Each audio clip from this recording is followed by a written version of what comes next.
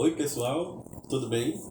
Eu sou Álvaro Costa, psicólogo do Espaço Sincronicidade, e este é o canal Literatura e Clínica.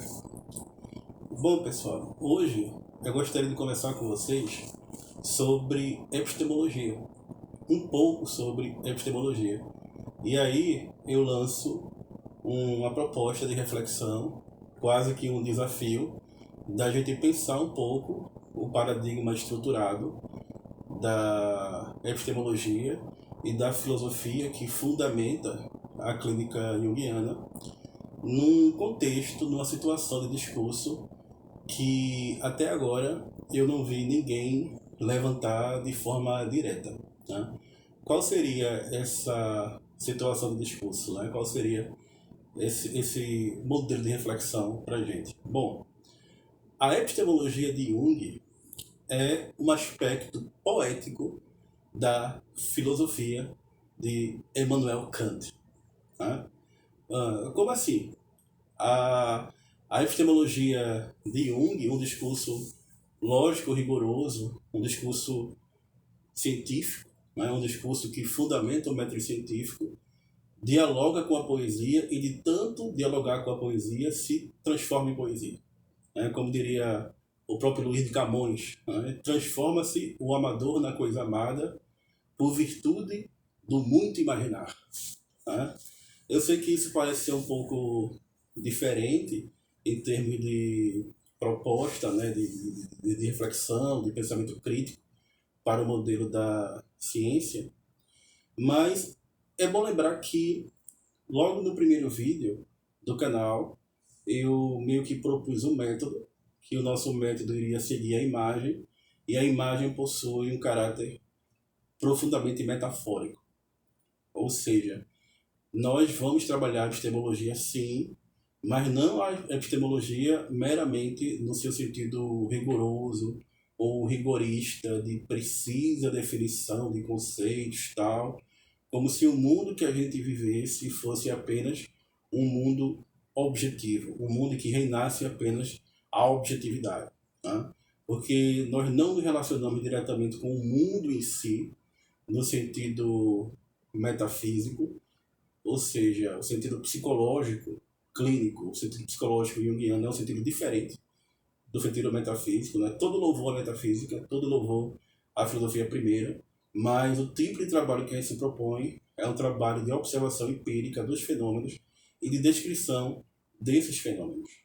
Por isso que a gente não vai dizer o que o mundo é. A gente pode trabalhar o que o mundo é para mim, o que significa para mim e para você. Ou seja, a nossa psique produz uma imagem do mundo que tem um conteúdo objetivo, porque traduz uma realidade objetiva, mas que tem sempre a inserção de um elemento subjetivo. Ou seja, há sempre uma marca da nossa alma naquilo que a gente faz. Tá? E como assim, Álvaro, você está querendo dizer que Jung era apenas, a psicologia de Jung era apenas um aspecto de uma filosofia? Você não acha que está diminuindo Jung, não? Não, não, muito pelo contrário. Eu não estou dizendo que Jung era menor do que Kant, ou que Jung simplesmente criou uma psicologia que é apenas um traço de uma filosofia que essa sim é muito mais interessante. Não, pelo contrário, eu estou apenas dizendo que a filosofia é também um gênero literário. Não é à toa que existe um gênero chamado ensaísmo, que ao mesmo tempo é um gênero filosófico, é um gênero acadêmico, inclusive, e é um gênero literário, faz parte da literatura. Né? De que um autor tão técnico quanto Kant, um dos filósofos mais técnicos que a gente tem, também trabalhou a metáfora, também colocou imagens na nossa mente, porque creio que todo escritor tem como função colocar imagens na nossa mente, para que a nossa alma possa se identificar e se reconhecer, né? E se desenvolver. E na psicologia de Jung existe todo esse apelo ao vivido que Kant fez lá atrás, mas que talvez não tenha sido tão bem compreendido quanto o próprio Jung compreendeu. Tá? A gente se lembra que Kant escreveu 3 críticas. A crítica da razão pura, a crítica da razão prática e a crítica da faculdade do juízo, a crítica do entendimento. Tá? E que Kant, no seu modo peculiar de filosofar, apresentava antinomias. Né? Sempre que a gente quer pensar uma realidade particular por meio de leis que se configura numa antítese, por meio de leis que são contrárias, a gente está apelando por uma antinomia. E o Jung, na prática da psicoterapia, no parágrafo 3º e no parágrafo 5º, ou seja, parágrafo 3, parágrafo 5, ele vai propor uma antinomia para a prática da psicoterapia, que é o individual não importa perante o genérico e o genérico não importa perante o individual. Ou seja, é uma antinomia que assombra a razão pura, mas que encontra uma expressão na razão prática. Né? Eu não vou falar solução, porque esse termo solução talvez atrapalhe, mas expressão. Expressão é um termo muito mais forte do que solução. Né? Eu gostaria de agradecer a vocês. Né? Existe uma psicóloga aqui no Recife chamada Érica Simões, e ela me pediu para falar um pouco de Kant e para falar um pouco sobre a antinomia, uma das antinomias da psicoterapia, que é justamente essa. O individual não importa perante o genérico não importa perante o individual. Bom, o que significa isso na clínica? Porque essa é uma frase que move a minha mente todos os dias, principalmente no momento que eu estou atendendo. Em que isso nos ajuda? Bom, existe uma discussão filosófica, uma discussão epistemológica sobre o conhecimento geral e o conhecimento do particular. O próprio Jung vai falar no livro Sincronicidade que se ele, por acaso, apresentasse à comunidade acadêmica um chifre de um unicórnio, ele conseguiu o chifre do unicórnio, e ele apresentasse, isso não seria ciência. Por quê? Porque o chifre do unicórnio é algo absolutamente único. Isso se ele conseguisse. Né? Não existe ciência daquilo que é absolutamente único. Só existe ciência do geral. Jung fala, poderia pescar uma sereia ou apresentar o corpo de uma sereia mumificada. Mesmo assim também não seria ciência. Porque a ciência diz respeito sempre ao geral. Não existe ciência daquilo que é muito específico, daquilo que é muito singular, daquilo que não se repete, daquilo que é totalmente irregular. E o indivíduo, para Jung, é uma irregularidade. Tá? Jung vai dar um exemplo no presente e futuro, que é o seguinte, que você imagina um rio. Nesse rio, no fundo, tem umas pedrinhas. Aí os cientistas foram lá, né, os geólogos foram lá e começaram a medir cada pedrinha. E descobriram que a média do peso dessas pedrinhas é 145 gramas. Pronto. Isso quer dizer que cada pedrinha ali pesa 145 gramas? Não.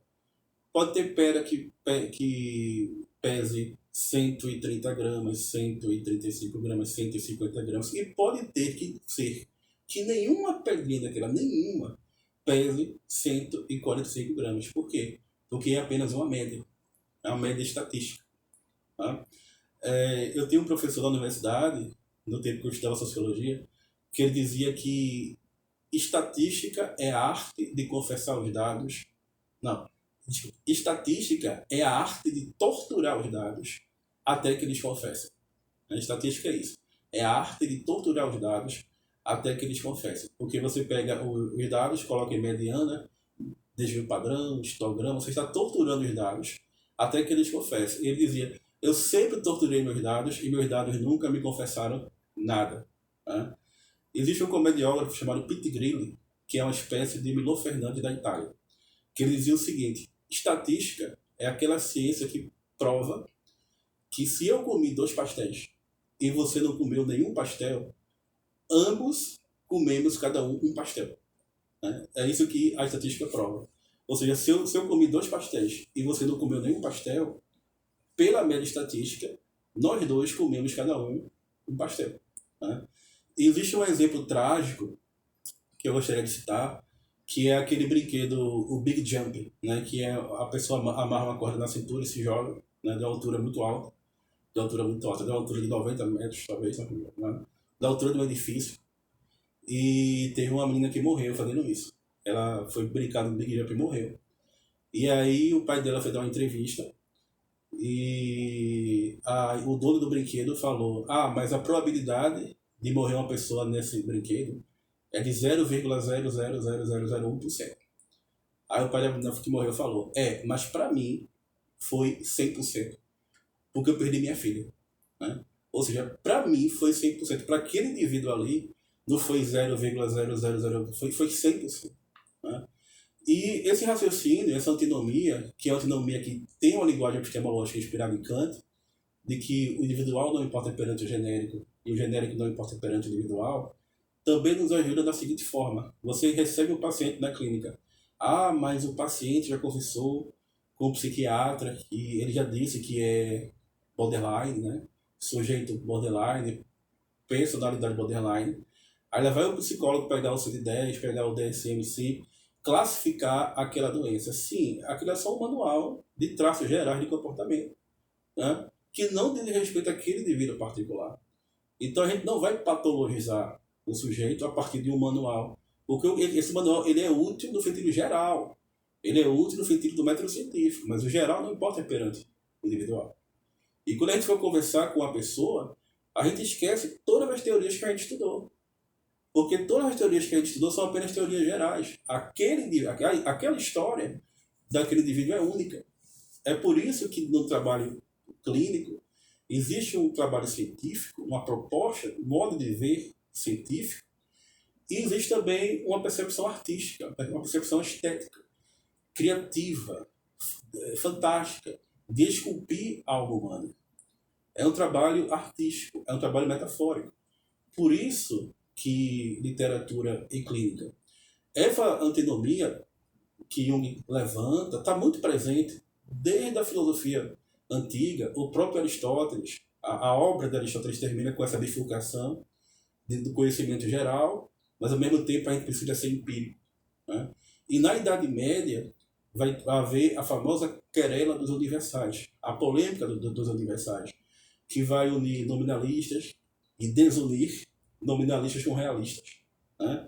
Tem a lógica de Abelardo, que é uma tentativa de promover uma resposta a essa questão, mas eu acredito que os teólogos daquela época estavam preocupados com o fenômeno que é psicológico para Jung, porque Jung estudou o assunto, publicou até um livro sobre isso, chamado Interpretação Psicológica do Dogma da Trindade. Talvez o arquétipo da Trindade é que fornecesse o fundamento psicológico dessa discussão filosófica, porque é necessário entender o individual e é necessário entender o universal. É necessário entender como Deus é a mesma natureza em três pessoas e não são três deuses, sendo cada um Deus totalmente e Deus ser apenas um. Né?